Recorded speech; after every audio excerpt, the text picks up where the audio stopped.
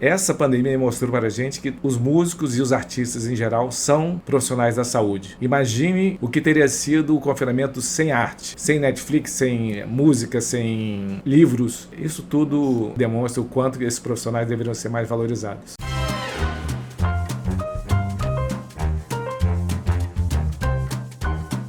Oi, gente, tudo bom? Estamos começando mais um episódio do podcast Papo no Café. Eu sou Manuela Mello, nos estúdios da Iniciativa FIS aqui no Rio de Janeiro. Hoje a gente está com o doutor Eduardo Rocha. Ele é criador do som TFM. Vamos falar um pouquinho sobre, acho que tudo, né? Bora! Um pouquinho sobre tudo. Música, saúde, vinho, pão, All Star. Isso. E eu gostei que o Papo no Café começa com vinho, né? Aí achei ótimo. Mas é happy hour. Happy hour, é verdade. Happy hour. Dado, obrigada por estar com a gente. Grande prazer. Vou começar, que você conte um pouco do TEDx que você participou. Minha filha estudava na Inglaterra, uma historinha curta aqui, na London School of Economics.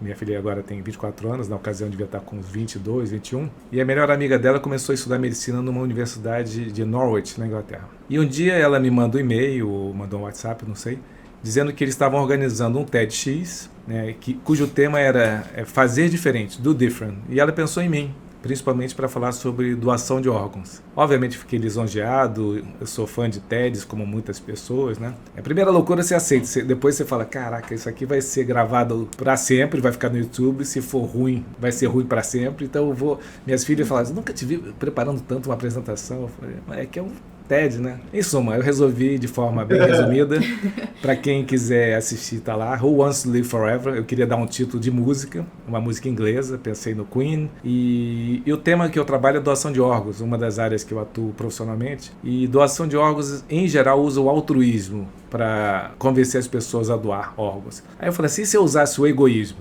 E aí, sem ser spoiler, é isso que eu falei lá. E, obviamente, é um TED em que eu estou relativamente descontraído, conto a minha história, que nasci em Xerém, e encerro com uma música, né, de Zeca Pagodinho. Para quem não viu, sorry, spoiler, mas deixa a vida me levar. Que é como eu levo a minha vida. Né? Tem que ser assim, Você falou sobre a ética de Xerém lá? Uma vez, acho que quando estavam falando com o Zeca Pagodinho, aí perguntaram para ele sobre se ele não achava que o que ele estava fazendo era errado ou não. Ele falou, cara, a minha ética é de Xerém, cara, é diferente. Mas é que tá, o Xerém é um lugar muito ético. É que o Zeca é cara de pau, ele não nasceu em Xerém, ele nasceu no Irajá. Sim. E aí adotou Xerém como sendo o lugar dele. Obviamente, Xerém só tem a agradecer, e nós agradecer pela obra Sim. desse grande artista, né? Mas ele não é de Xerém, a ética dele é do Irajá. Aliás, vale a pena ler o livro dele. Eu li um dos livros, não sei se tem mais de um, mas conta a biografia, mas por capítulos, cada capítulo é um disco. Então ele é dos artistas brasileiros mais produtivos, e ele tem uma característica que é a generosidade, né? Quem não admira isso? E convida muita gente, ele gravou muitas músicas para promover, claramente, obviamente com qualidade, mas para promover amigos, parceiros de música. E ele resgatou de alguma parte a ala da velha guarda, da Portela e outras velhas guardas. Ele é uma pessoa realmente maravilhosa, é um grande ser, um ser iluminado. Tanto que a gente começa falando dele, que foi uma surpresa. Dele, Como não tem roteiro aqui, eu fico também bem à vontade, porque quem me conhece sabe que eu gosto de falar de tudo, né? A gente estava falando mais cedo das lives do ano passado. Das lives, A dele, da Portela, os vídeos dele com Moacir Luz. Com Moacir Luz. Foi um dos vídeos que mais tocaram no YouTube. Mas durante a pandemia, acho que a gente já está falando um pouco sobre os músicos e sobre o som em parte, né? Mas uma das grandes preocupações, uma das grandes áreas profissionais que sofreu muito foi a música. Que a gente pensa sempre no músico, aquele que aparece diante da tela, assim como no hospital, né? Tem até um capítulo do som que é sobre isso, né? A história, os bastidores dos hospitais e os bastidores da música.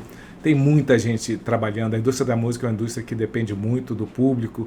E o que foi, assim, eu tenho um irmão que é operador de som, aproveitar aqui para mandar um beijo para ele, e a turma sofreu muito com a pandemia, porque o que vocês podem imaginar, né? Acho que todo mundo que trabalha na saúde sabe disso, o quanto que tem de anônimos, invisíveis na indústria da música, e essa turma sofreu muito. Sim, você falou de música, eu acho que até tanto do Som T, eu acho que a própria pandemia revelou muitos músicos que são músicos de, vamos dizer assim, como segunda profissão ou como hobby, né? Uhum. E acaba porque quando a gente está ou no ambiente corporativo ou dentro do hospital, acaba que é muito aquela coisa do seu dia a dia, ao tempo que você está lá. Não necessariamente as pessoas sabem quem é você fora daquele ambiente, né? Uhum. E eu acho que essa coisa de live, as pessoas acabaram ficando mais à vontade para mostrar outras pessoas que elas são além da vida corporativa, né? Eu acho que apareceram muitos músicos, assim. Como é que você vê isso, assim, sabe? Você que é músico também, né? De outras pessoas, assim. Eu sou uma dessas pessoas, né? Eu não sou músico, eu sou um apreciador de música, mas por gostar de gente, eu procurei atividades lúdicas. A mais marcante foi o monobloco, né? Onde eu toco há 17 anos aproximadamente. E lá é essencialmente um lugar de gente, né? Porque quando você está tocando um instrumento, tem várias. Eu poderia falar aqui sobre o monobloco durante horas. Vamos gravar um próximo podcast sobre isso? Bora! Eu gosto só um pouquinho disso. Então vamos falar também sobre isso. Mas essencialmente, o que eu acho que. E eu dou aula na UFRJ de medicina, né? E eu digo para os alunos, olha, se você gosta de gente, você deve procurar atividades em que você se envolva com gente. Se você não gosta de gente, é mais obrigatório ainda, porque você vai escolher uma profissão que cuida de gente, né? E aí, voltando à questão da música, né? E essa música amadora, tem muita gente que teve alguma educação musical e que nessas horas aflora a necessidade de fazer algo. Eu vou ampliar até, mas eu vou focar na música, mas a arte em geral. Então tem muita gente durante essa pandemia que se demonstrou e voltou a curtir coisas do tipo desenhar, pintar, coisas que são necessárias e fazem, não necessariamente é uma escolha profissional. E aí já falando um pouquinho sobre o Som T também, o primeiro capítulo, a gente fez 10 episódios na primeira temporada. O primeiro capítulo fala sobre educação. E assim como todos os capítulos, eu quis fazer analogias entre áreas da saúde que tenham algum grau de semelhança com áreas da arte, e no caso da música, né? Então foi sobre educação, primeiro episódio. Então a pergunta que responde e apresenta o episódio é: quanto tempo se leva para se formar um bom músico? São muitos anos, são muitas horas de estudo, muitas horas de prática, muitos erros, muitos acertos. E tem, como em toda área, o sucesso e o fracasso. Mas se a gente se imaginar aos 14, 15 anos de idade, dizendo para os pais assim, papai, mamãe, escolhi ser músico. Aí, na maioria das famílias, vai ter uma reação, de acordo com a cultura daquela família ou do país. E se disser assim, vou ser médico, é outra reação, né? Mas quando, no fundo, o trabalho que dá é o mesmo e a chance de sucesso é a mesma, é proporcional ao esforço que cada um dedica. Vou te contar uma história, então. Opa! Engraçada. Eu comecei a tocar bateria com 12 anos. Maravilha. E com 16 anos, o que você falou, de estudar, era quase que uma obsessão, assim. Eu estudava, assim, sei lá, 8 horas por dia. E aí eu era professor de bateria com 17 anos. E eu queria ser músico. Meus pais são médicos. Eles falaram, não, você vai fazer medicina.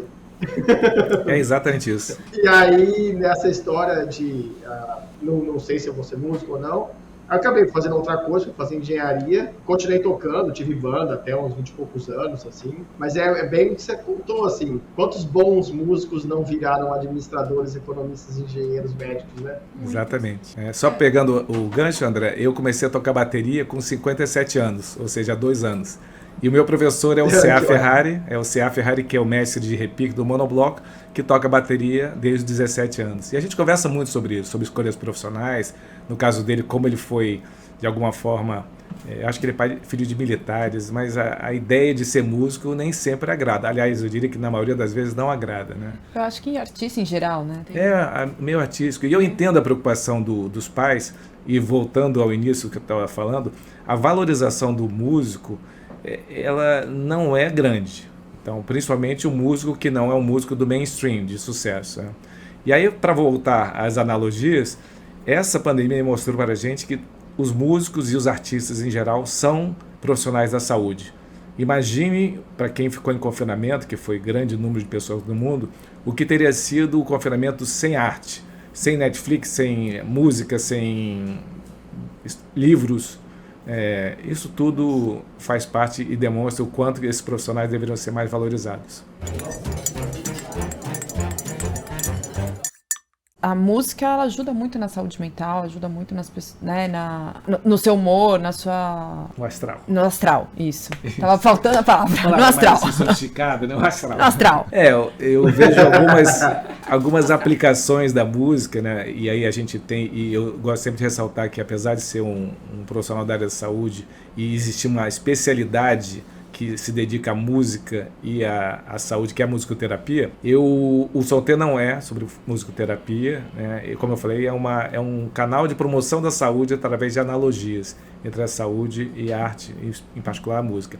Mas eu vejo alguns braços relacionados a isso. Um deles é esse braço da musicoterapia, o quanto que faz bem para as pessoas ouvir, e as evidências são grandes, não só na área da saúde mental. Existem vídeos fantásticos sobre a aplicação de música, ao ouvir música, uma música que tenha significância para quem tem doença degenerativa cerebral, Alzheimer é uma delas, e os efeitos, esses vídeos estão no YouTube, vale a pena ver, a diferença que é uma pessoa que ouve música, estando doente. Imagina, aí outro capítulo do Solter, acabou que eu estou falando aqui uma propaganda, é o jabá do meu podcast, maternidade. Você pega duas pessoas para compor um produto, né? E esse produto vai precisar de um nome, vai levar um tempo de gestação e pode rolar conflito, né? Assim, afinal de contas. Isso pode ser a geração de um filho, pode ser a criação de uma música. Então, em um capítulo, eu chamo a Fernanda Weissman e a Ana Rato, que estava grávida. Ana Rato é música, a Fernanda Weissman é endocrinologista. E aí você imagina, a gente foi falando, a resenha vai durando um tempão, né? Vai embora, né? Falar sobre saúde da mulher, né? Para mostrar, só para qual é o elo, que não é só a saúde mental. A saúde física, tem estudos demonstrando que a audição dos primeiros primeiras capacidades que o bebê tem. Então é muito provável que o bebê ouça música, assim como deve ouvir ruído. Então deve fazer bem, embora esses estudos sejam difíceis de demonstrar, que a gestação que de alguma forma aquela criança acolhida com a música que agrade a mãe. Imagino que isso gere de endorfinas e hormônios benéficos, etc. E até o parto com música, né? E aí voltando à escolha de nomes, né? Eu perguntei para Ana como é que é a sensação do dia do parto, né? Da música. Porque antigamente, pelo menos, é o dia do lançamento, você vai dar um show, apresentar aquela música para o público, a música é feia, a música é bonita. Como é que foi a escolha do nome, né? Tem muitas coisas interessantes. Bastante coisa legal. E dizem que faz muito bem a mãe colocar música, né? Música pro bebê ouvir na gestação. É isso que eu, assim, de alguma forma, é difícil comprovar, mas as mães que tiveram, de alguma forma, a música em torno da sua gestação, eu perguntei para Ana se ela tocava violão para o bebê que estava na barriga, ela disse que sim, e é muito bom você poder tocar música. E de novo, né, voltando ao que o André estava falando, não é necessário que você seja um profissional da música para ver os benefícios. Pelo contrário, a maioria das pessoas não vai ser profissional.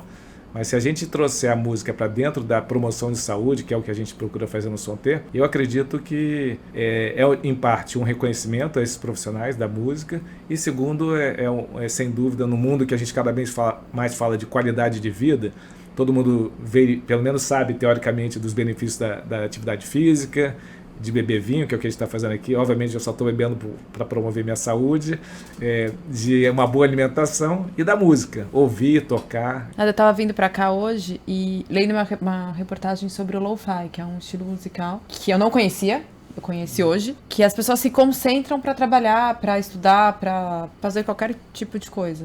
O lo-fi, pelo que eu conheço, não é muito assim, tem um dos aplicativos, uma das mídias sociais atuais, que é o Clubhouse, né, que é basicamente de áudio. Ele chegou bem no Brasil, começou nos Estados Unidos. Ele tem alguns canais que é só de lo-fi. Você bota ali e fica tocando aquele música. Algo que nos anos, 90 já tinha surgido como chill out, né, a turma da música eletrônica, que é uma música que te deixa assim, num certo transe, né, e tem efeitos, e é legal ver que existem estudos. O Oliver Sacks é o neurologista já falecido que mais estudou e publicou sobre isso, os efeitos no cérebro da música, e de novo, não somente no benefício de saúde mental, mas os efeitos como um todo. Tem um livro que eu adorei, assim, que talvez tenha sido uma das inspirações para o Sonté, da criação do Sonté, que é um livro chamado Música, Cérebro e Êxtase, de um autor chamado Richard Jordan. E ele vai falando, ele começa no som, aí ao tom, ao ritmo, e vai pegando os elementos, e ele vai descrevendo desde o ouvido, né, com a aula de anatomia, até o final, que é o êxtase, que não é a droga êxtase, mas é o efeito de êxtase que a música é capaz de fazer. E eu utilizo, voltando à questão de ensino, bem que eu estou misturando aqui os assuntos, na questão do ensino eu utilizo bastante o que eu aprendi no monobloco, que são as técnicas de percussão e o método do passo, que na verdade é uma decomposição do nosso andar, e a base é que todo mundo anda, então todo mundo tem ritmo, porque se você anda um passo de cada vez, né? E o método do passo, ele simula um quadrado, você dá um passo à frente, aí eu coloco o segundo pé ao lado desse pé que está à frente, depois você dá um passo atrás e coloca o segundo pé atrás. E nesse movimento, você vai decompondo e você tem todos os elementos do ritmo. E na faculdade de medicina, uma das aplicações que eu comecei a usar já há alguns anos e tem dado muito certo, é a semelhança com a ausculta cardíaca. Existe um instrumento, que é o surdo, que é um instrumento que eu toco, pelo menos originalmente eu aprendi, que ele é muito propício para ensinar o ritmo cardíaco, e aqui vai uma mensagem mais para os médicos, né? Que o ritmo normalmente ele é em 2 tempos, que a gente representa como tum-tá, tum-tá, tum-tá, do coração. Aí eu apresento para os alunos o samba. E o samba, ele essencialmente, na marcação, tirando a mangueira, que só tem um surdo, que é o surdo de primeira, de marcação, o samba, em geral, na maioria das escolas de samba, ele é feito por 2 surdos. Um surdo que é um pouco mais grave, ele tem um diâmetro maior, que é chamado surdo de primeira, e um surdo com diâmetro um pouco menor, chamado surdo de segunda. Só que no samba, os tempos, os espaços, os intervalos entre uma batida e outra são o mesmo. Então a gente tem tum, tum, tum, tum, tum, tum, tum, tum. E aí surgiu um terceiro surdo, para quebrar essa monotonia, que é o surdo de terceira. E aí eu faço analogia com os sons que são chamados bulhas acessórias, que são sons que normalmente não estão presentes no coração, mas podem aparecer, B3 e B4. No samba isso é o surdo que faz, eu vou fazer o primeiro e o segundo, depois vou introduzir o de terceira. Não sei se vai ficar compreensível, mas eu vou tentar aqui. Tum, tum, tum, tum, tum, tum, tum, tum, tum, tum, tum, tum, tum, tum, tum, tum, tum, tum, tum. Esse é um surdo mais agudo, é o surdo de terceira que dá aquele molho no samba, né? Então, com esses elementos, a maioria das escolas de samba trabalha. No coração, o nome já diz, é o ritmo cardíaco. Para identificar a arritmia, você precisa aprender ritmo, ou seja, estamos falando de música. Mas eu nunca tive esse tipo de aula na faculdade. Nunca me ensinou ritmo cardíaco associando ao ritmo da música, quando para mim a associação é óbvia. E você falou disso, eu lembro muito... Você citou o Clubhouse, esse podcast começou no Clubhouse, eles conheceram no Clubhouse. Nem sabia. Aí eu lembro, eu comecei a tocar muito cedo, assim, né, porque eu era muito agitado, hiperativo, então minha mãe neurologista falou, cara, vai fazer uma coisa que você gasta energia, né. E aí quando eu era jovem ainda, devia ter uns 15 anos, eu fui fazer aula com um cara, eu morava em Londrina, esse cara chama Didi, Valdi, né? É um baterista, um dos caras mais, assim, geniais do Brasil, assim, ele tem uma banda de metal, assim, mas o cara ele opera em alta frequência. E ele usava um método do baterista argentino que chama Damaso Cerruti. Esse cara, ele ensinava para criança, então ele misturava o método dele com palavras para as crianças poderem aprender. Então, igual você falou, por exemplo, ele colocava palavras, então a colcheia dupla ele chamava de corro, corro, corro. O 4x4 ele chamava de ligeirito, então é ligeirito, ligeirito. Porque aí para você criar outros pedaços fica mais fácil. Então você fala assim, li, to, li, então você vai levando as palavras, né? Uma das coisas mais difíceis de fazer é a tercina, que é para o pessoal que não conhece a música, normalmente os 4. Aí a gente está acostumado com 4x4, é 1, 2, 3, 4, 1, 2, 3, 4. A tercina é você colocar 3 notas no mesmo tempo de 4. Então não é 1, 2, 3. E aí ele usava a palavra. Então ele fala assim, rápido, rápido, rápido, rápido, ligeirito, ligeirito, ligeirito, rápido, rápido. São jogos de palavras que é difícil de pegar, assim. Só que para criança, ele usando palavras assim, e eu uso até hoje o método dele para eu tocar, assim, e até hoje eu vou ouvindo música, é automático na minha mente as palavras, assim, né? É isso. E é um negócio muito legal de misturar educação com criança, lúdica, com música, assim, é Muito bacana. bom. E é o que, justamente, como você sabe, são os rudimentos, né? E quando eu comecei, quando eu falei, é sério, eu comecei a aprender bateria bem depois de já ter alguma noção rítmica no monobloco, mas no monobloco o surdo, né, é um dos elementos da bateria, o bumbo, né? E aí quando meu pai faleceu de Alzheimer, e existe a hipótese pelo menos de que a atividade neurológica desenvolvida regularmente, palavras cruzadas, sudoku ou alguma atividade física, né, como a bateria de coordenação, pode de alguma forma retardar o Alzheimer. Eu li isso aí em algum lugar, mas eu não me lembro onde. Então, aí eu comecei a tocar bateria e continuo não me lembrando, mas tem feito muito bem. Tem feito muito bem para minha saúde. Uma das coisas, assim, eu lembro, esse cara, ele foi meu professor por uns 2, 3 anos, depois eu fui fazer faculdade de Curitiba. Esse cara, ele tinha, assim, a ideia dele era sempre te tirar da zona de conforto para qualquer coisa que você fazia. Então, eu lembro que quando eu comecei a tocar com ele falou assim, você não vai tocar na bateria, você vai tocar no banco. E eu ficava no sofá fazendo rudimento no banco, na borracha ali, e ele conversando sobre assuntos aleatórios comigo, para tirar você da tensão que é sentar numa aula de bateria, né? E aí, ele tinha um negócio que acho que uma vez por mês, mais ou menos, ele meio que me sugeria, / obrigava, a fazer aula do outro lado, do lado esquerdo da bateria. Então você inverte como se você fosse canhoto. Isso. É uma coisa que faz você acessar partes do seu cérebro que estão, assim, jogadas no limbo, assim, né? Que é porque uma vez você fica bom em qualquer coisa, você vai para o modo automático, até por aquele livro do Flow, né? Possível falar o nome do autor, que é o autor húngaro, né? Só que toda vez que você faz uma coisa que você gosta, difícil, e trocar de lado é uma das coisas mais legais de fazer, porque você tem que voltar para o começo, mesmo sabendo o que você tem que fazer, o seu corpo não responde. Assim, é uma coisa muito legal. Isso, e é o que os neurologistas chamam de neuroplasticidade, né? Por isso que é mais uma das evidências que não é somente a saúde mental. Nesse caso, uma questão mais de ativação das vias motoras, então não somente cognitivas. Então isso também é assunto para muito podcast. Dá pra fazer uma banda. Você, Márcio Maranhão. Vocês dois. Eu toquei com o Márcio. Márcio é um grande parceiro, amigo lá do Copiad. Quando conheci Rodrigo, que não é Rodrigo Maranhão. Nossa, agora presidente e CEO do Iniciativa FIS. Agradeço aqui pelo convite. Mas agora, já que a gente... Como eu já vi que o roteiro, a Manu fez o roteiro, mas eu já estou quebrando tudo. Não tem problema. Eu queria dizer que foi realmente um prazer ter estudado. Foi na época que eu estava na gestão do Programa Estadual de Transplância aqui do Rio, e eu notava que os médicos tinham muita deficiência assim, a gente não aprende, obviamente, gestão. Né? E não precisa ser uma gestão profissional, mas a gente precisa, eu pelo menos senti a necessidade de algumas ferramentas que eu encontrei lá no Copiad. Agradeço aqui, aproveito o canal para agradecer a professora Cláudia, o professor Kleber e todos os professores do Copiad que ajudaram bastante. Tenho certeza que para o Rodrigo foi bem marcante também.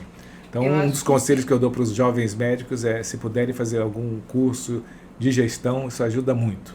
Eu só fiz isso bem tarde. Eu acho que sim, porque você vê... A placa dele deve estar por aqui. Acho que está atrás. Tá aqui atrás. Tá aqui atrás? Rodrigo lá. Plaquinha dele, gente, plaquinha da Copiad. Para vocês que não estão vendo, assim, é uma plaquinha de madeira, tal, escrita Rodrigo Vilar, Copiad, Gestão e Saúde, turma 19.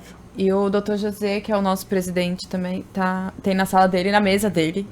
Eu acho que o dele foi mais sério do que o Rodrigo, porque o Rodrigo realmente ele arrebentou com tudo lá. E eu posso fazer o meu jabá, para quem está em São Paulo, sugiro fazer o melhor MBA de São Paulo, que é o MBA em Gestão de Saúde do Albert Einstein, do qual eu sou professor, então sugiro a todos que façam lá. Muito bem. Boa, eu sou médico do corpo clínico do Einstein, então eu não vou discordar de você, não. Tem bons amigos do Einstein. Já que você tocou nesse assunto, como é que foi participar do movimento do transplante, da organização, foi muito bom. Todo esse órgão que movimenta? O convite veio numa época, assim, para resumir, assim, realmente em poucas palavras, o que aconteceu e transformado em números. O Rio de Janeiro existe uma unidade de número de doadores por milhão de habitantes que é uma referência que permite a gente comparar países, estados e a performance na área de doação de órgãos, que foi talvez a minha maior contribuição profissional, eu diria, né? Porque deixou um legado. A gente estava com problemas sucessivos e tínhamos uma taxa de 4,4 doadores por milhão, e em 4 anos atingimos a taxa de 17 doadores por milhão. A maioria das pessoas, mesmo aquelas que quiserem doar os órgãos, não vão conseguir, porque as condições são tão específicas, você tem que morrer na terapia intensiva, com morte cefálica. Então, a gente precisa de muitos doadores para, eventualmente, um ou outro conseguir beneficiar tanta gente que está na fila de espera por um transplante. Então, vale a pena lembrar isso. Então, só para concluir a tua pergunta, foi uma experiência incrível, foi mais uma experiência de formação de liderança, de equipes, e eu tive o grande prazer de trabalhar com excelentes enfermeiros, assistentes sociais, psicólogos, médicos, obviamente, e administradores, gestores, que quando todos entenderam qual era a causa, né, o famoso porquê das coisas, né? Então, propósito. O propósito, exatamente. Isso numa época que não era nem tão falado sobre isso, mas de uma forma até instintiva isso foi feito lá e, felizmente, até hoje os resultados, o Rio de Janeiro tem taxas de doação que não são as que poderiam ser, a gente sempre pode melhorar, todo mundo que trabalha em gestão sabe disso, mas não está mais no 4,4. Está ainda próximo de 20, o que não é o ideal. Estados como Santa Catarina e Paraná têm taxas superiores a 40 já há algum tempo. Então dá para fazer muito melhor pelo Rio de Janeiro, mas aquela história, melhorar, mesmo que não se atinja a perfeição. Quem lida com seres humanos é melhor. Outro conselho que eu dou para os mais jovens: esqueça a perfeição, não existe perfeição. Eu acho que deve ter sido um grande desafio para você, né? Sem dúvida. Eu não tinha sido nem síndico de prédio, né? E aí você muda totalmente, né? Você sai de médico, vira gestor. Mas sabe o que aconteceu? Eu trabalhava já com transplante desde que eu me formei. Eu fui fazer nefrologia por causa do transplante. Em 85 tive a oportunidade de conhecer a Europa, a Alemanha em particular. E voltei no último ano da faculdade. Eu fiz o que na época era pouco usual, né? Acho que talvez eu tenha sido o primeiro aluno da UFRJ a fazer um período de estágio durante o internato em um hospital universitário alemão. E lá eu conheci o transplante. Até então eu queria ser cardiologista. E quando eu voltei, eu me dediquei à nefrologia por causa disso, por causa do transplante, e acertei muito na escolha, deu muito certo para mim. E o que eu notei foi isso, né? Que tinha formas de ajudar as pessoas, e eu era um médico, mesmo na universidade, tratando individualmente das pessoas, que é grande parte da formação. Quando a gente vai para a saúde pública, né, e um cargo de gestão, a gente entende que as nossas decisões são responsáveis, ou podem ser responsáveis, pela salvar ou prejudicar a vida de milhares de pessoas. E foi isso que foi o mais impactante. Tanto que eu tenho uma brincadeira, que eu fui, ao final de uns 2 anos ou 3 anos, fui convidado para um evento da UFRJ, onde eu sou professor, em que o programa de transplantes aumentou muito a sua atividade, etc., né? E eu comecei agradecendo, né, e pedindo desculpas, porque eu falei, se eu soubesse que para melhorar aqui eu tinha que sair, eu teria saído mais cedo, mas não deu certo, né? Então e aí quando eu fui escolher meu sucessor, eu escolhi um ex-residente, né, o Rodrigo, né? E aí também tinha gente que estava um pouco preocupada assim, com essa escolha para o meu sucessor, e ele tinha apenas 28 anos, né? E eu também pedi desculpas e expliquei por que eu estava escolhendo um sucessor de 28 anos, porque eu não tinha encontrado ninguém mais jovem. Então, me parecia a pessoa mais certa. Ótimo.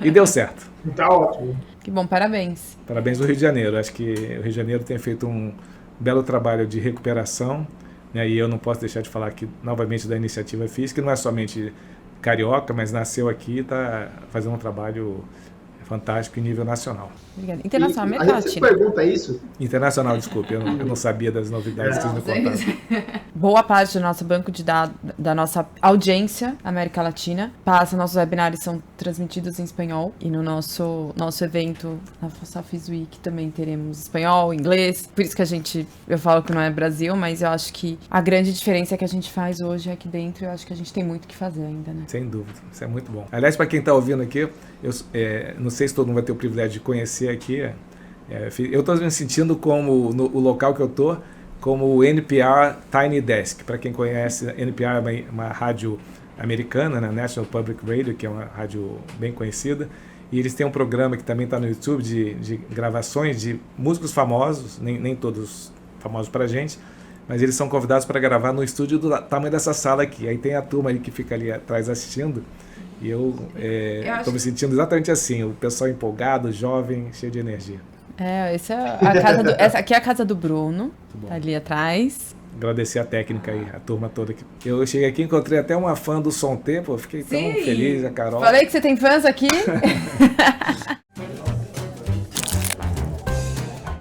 Eu vou mudar um pouquinho o tema. Bora? Tintim, ou Tantan. Ah, o Tantan. Tantan é uma história. Eu fui uma vez visitar o Rodrigo e levei um amigo meu, né, que eu conheci na França, que é vizinho de rua da minha esposa, né, da Sandrine.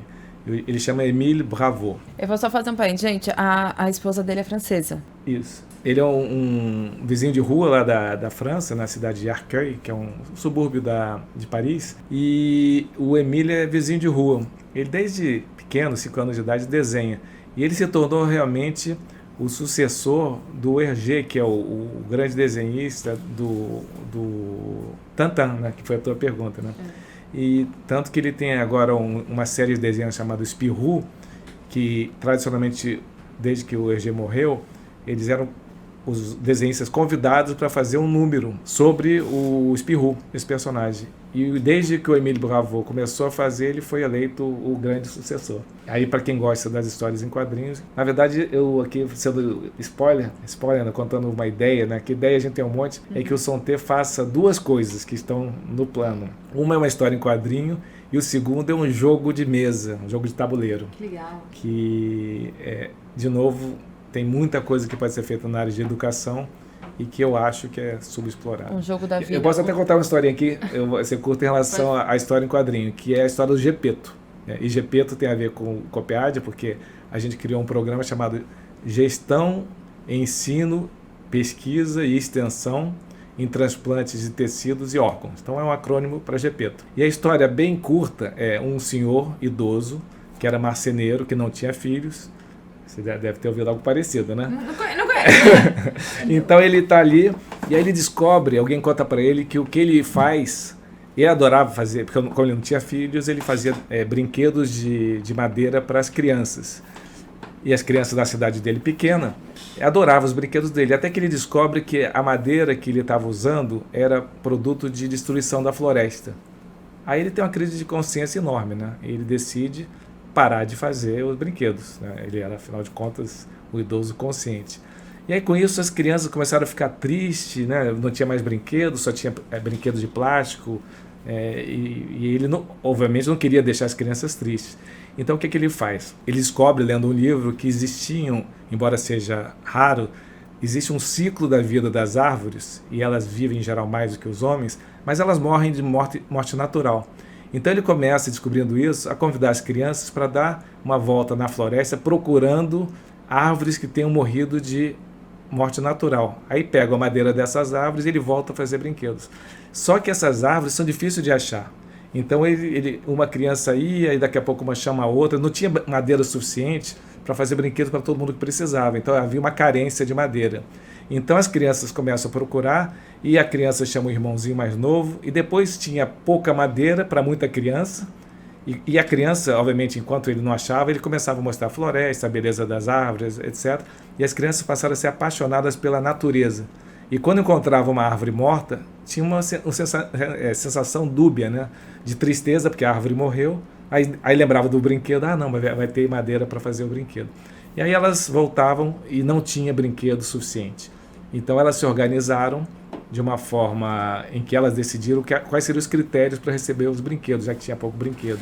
Será que a criancinha menor tinha prioridade sobre a maior? Será que uma criança com deficiência física que não pudesse ter acompanhado a expedição na floresta teria prioridade? E aí surgiu a lista de prioridades diante da morte das árvores para ter distribuição de acordo com critérios pré-estabelecidos e todo mundo ficou feliz. E, obviamente, é a forma que eu encontrei em história em quadrinho para contar a história de morte cefálica para crianças. Muito legal. Pode fazer também um joguinho, tipo o jogo da vida? O jogo do Sonté já é parecido, mas ele tem a ver com, mais uma vez, a analogia entre música e promoção de saúde. E esse vai ser um jogo interativo, vai ser bem legal. Vai ter versão adultos, vai ter versão criança, versão rock and roll, versão... Isso é legal porque, por exemplo, você falou, como você vai contar sobre morte encefálica para crianças? Exatamente. Eu acho que tem que ter muita analogia, né? E é bacana esse tipo de analogia, porque de alguma maneira você vai ter que falar.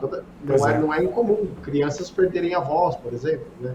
Então, como é que você explica coisas do tipo, assim, né? É muito bacana. André, a dificuldade de falar da morte, né, ela existe na faculdade de medicina. A gente aprende na faculdade de medicina o sucesso. E o sucesso é visto como a cura de uma doença rara, uma cirurgia difícil. Mas morte tem muito pouco, na maioria dos currículos de faculdade de medicina, tem muito pouco currículo que fala disso. Se o médico não consegue falar da morte, como é que as pessoas em geral vão conseguir? Então é difícil. E eu também brinco, sempre nesse meu tom meio jocoso, mas às vezes falando de coisas sérias. Eu não conheço ninguém que, quando pequeno, voltando à questão da educação, tenha dito para os pais assim: papai ou mamãe, quando eu crescer eu quero trabalhar com mortos. Eu vou ser coveiro, Ninguém fala isso. Né? E aí, quem vai trabalhar em doação de órgãos faz exatamente isso. Então, hoje, uma das áreas de atuação que eu escolhi é lidar com a morte. E para isso, obviamente, a gente precisa de ferramentas de educação e, de preferência, quanto mais evoluída, vamos chamar assim, for a população, melhor. E nada melhor do que para aprendizado de qualquer coisa do que começar na infância. E é óbvio que a gente não vai falar de morte encefálica, de trauma craniano, de AVC, para uma criança.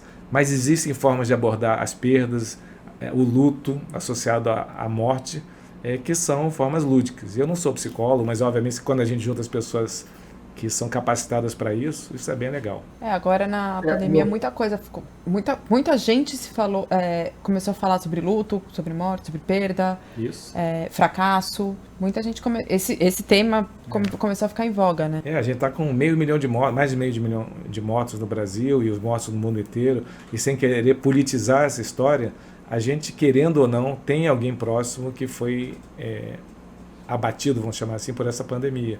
E isso não deixou as pessoas em geral bem. E é interessante isso porque, assim, meu pai era cirurgião, né? E eu cresci, meus pais se separaram cedo, então eu cresci com meu pai, às vezes da plantão, ele tinha que operar de noite, eu tinha, 10 anos, ele ficava no hospital, esperando ele terminar a cirurgia.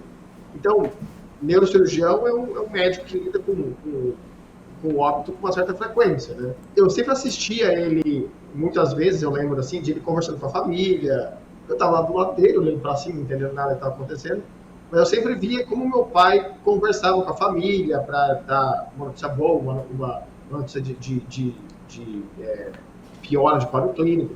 Eu me acostumei com isso enquanto eu era jovem, assim, né? E aí depois eu fui estudar e comecei a trabalhar com política de saúde, com farmacoeconomia, economia da saúde.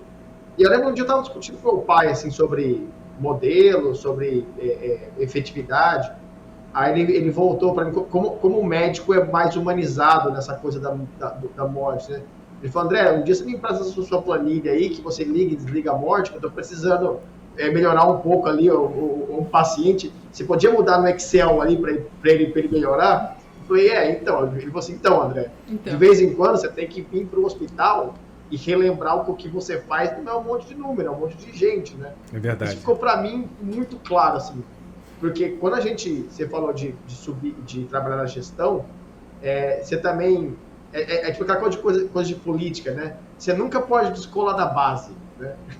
É verdade. Então, quem faz gestão tem que sempre, uma certa frequência, ir colocar o pé no hospital ali e voltar a ver o que você está fazendo. Senão você vira um fazedor de conta frio e calculista, né? André, eu queria, trazendo essa questão e voltando para a educação, né, no caso, educação médica, nós temos utilizado já há algum tempo nas aulas de comunicação de más notícias, que é parte da disciplina de psicologia médica, técnicas de teatro, né, o famoso role-playing dos americanos. Isso funciona muito bem quando os alunos são colocados diante de uma situação teórica, hipotética, mas ali confrontando e como é que lida-se a comunicação verbal, a não verbal principalmente.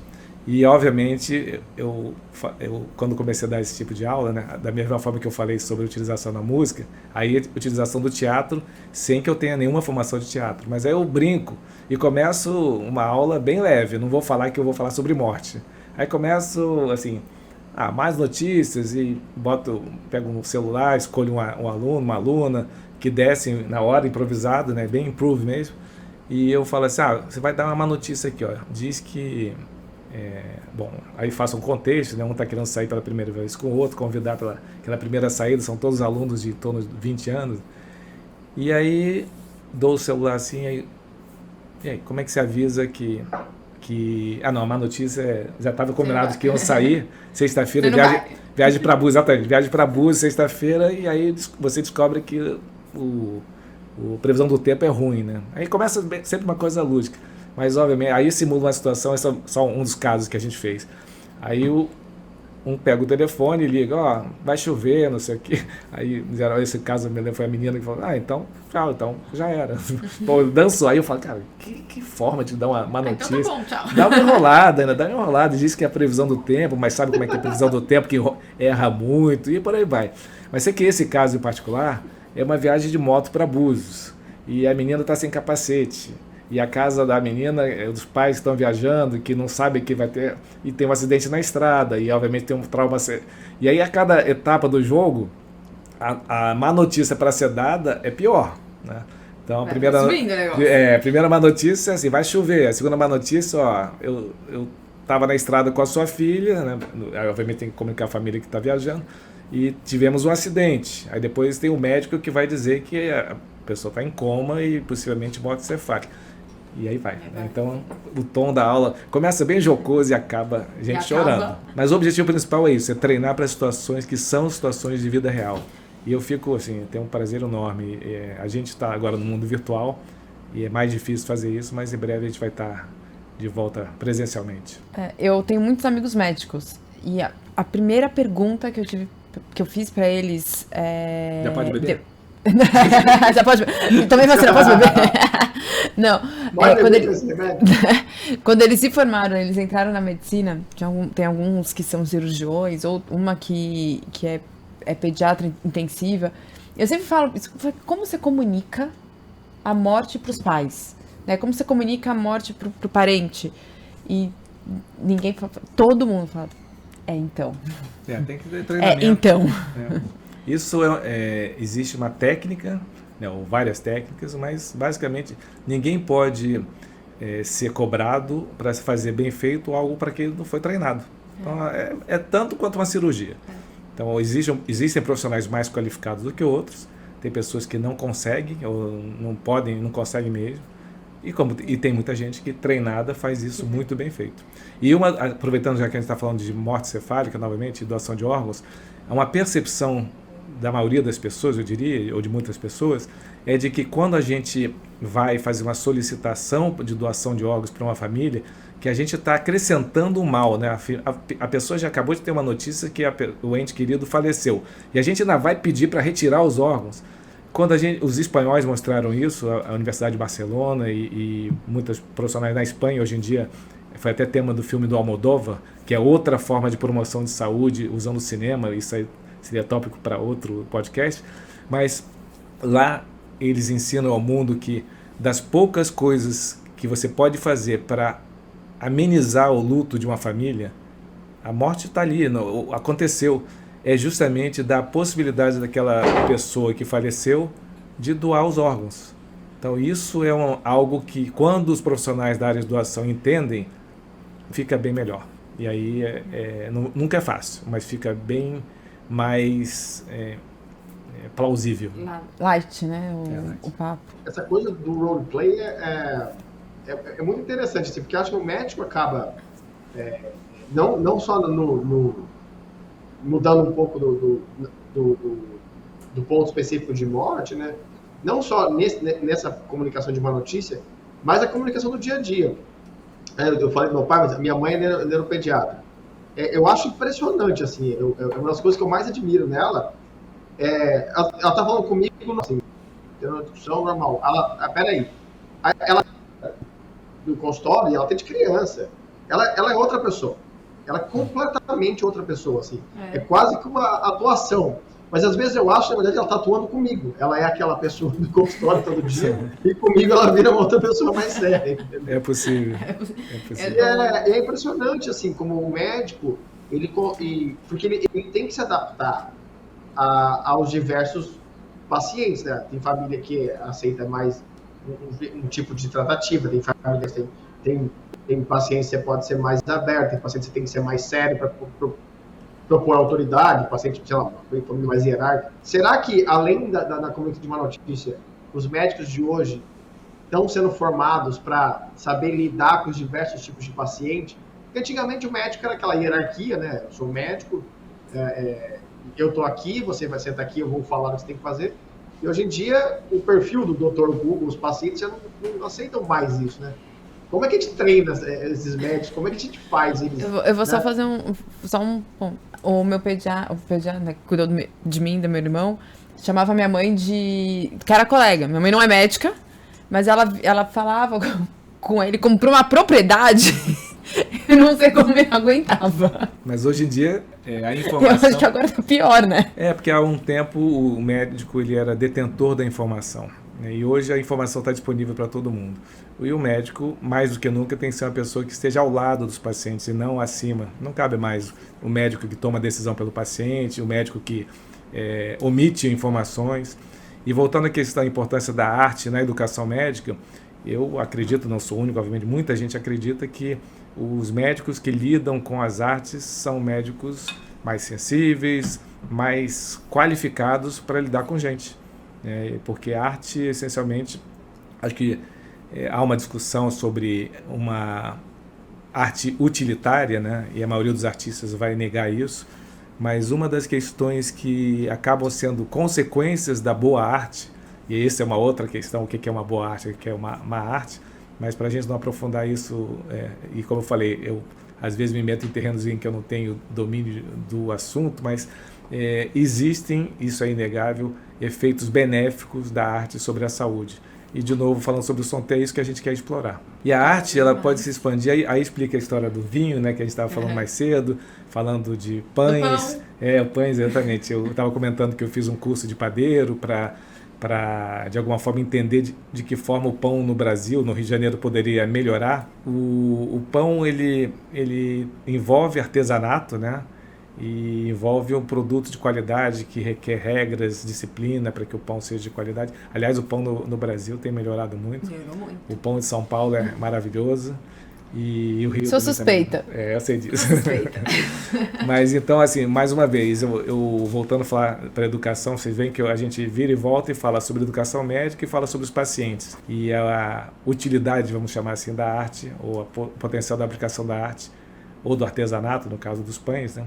Para você beneficiar a saúde das pessoas. E os médicos que se envolvem com atividades não acadêmicas, eles com frequência têm, não gosto muito dessa palavra, mas eles têm mais sucesso na sua relação médico-paciente.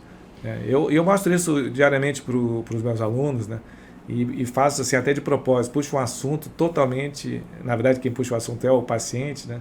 Ele levanta qualquer tema, né? Seja geográfico, seja cultural, e dali vai um gancho, daqui a pouco o médico, o paciente já está sentindo teu amigo. Tem a categoria médicos da família, né? Médico da família, mas eu acho que todo médico é médico da família, né? Porque se você é pediatra, você tem que cuidar do pai, da mãe, do irmão, da avó, do tio.